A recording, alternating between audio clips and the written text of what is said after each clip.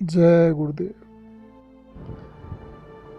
परम पूज्य स्वामी जी महाराज ने जिक्र किया कि उनके बचपन के एक मित्र थे। लड़कपन में स्वामी जी महाराज की तरह वे भी कहते थे कि हम भगवान को प्राप्त करेंगे। स्वामी जी महाराज तो घर से निकलकर भगवान की खोज में लग गए और उन मित्र का साथ छूट गया।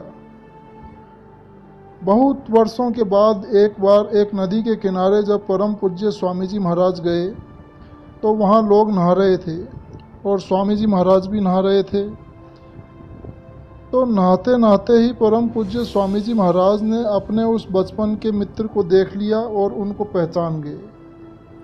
वह मित्र अपनी पत्नी और बच्चों के साथ थे। स्वामी जी महाराज उन्हें पहचान कर पानी में ही रहे और नहाते रहे, लेकिन उन्हें बराबर देखते रहे। तो उनके मित्र ने पहले अपने बच्चों को नहलाया, फिर उनकी पत्नी नहाई। उसके बाद उनके मित्र ने बच्चों और बीवी तक के कपड़े धोए। उसके बाद फिर उन्होंने स्नान किया। इसके बाद वे लोग वहाँ से चले।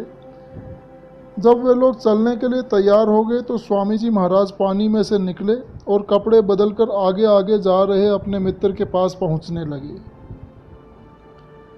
देखा कि मित्र ने सारे भीगे कपड़े कंधे पर टांग रखे हैं और एक बच्चे को अपने कंधे पर बैठाकर चल रहे हैं और उस मित्र की बीवी एक बच्चे को लेकर चल रही है।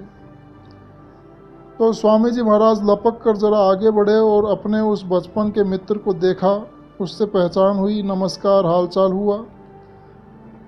वह मित्र गृहस्थी में और स्वामी जी महाराज साधु वेश में थे।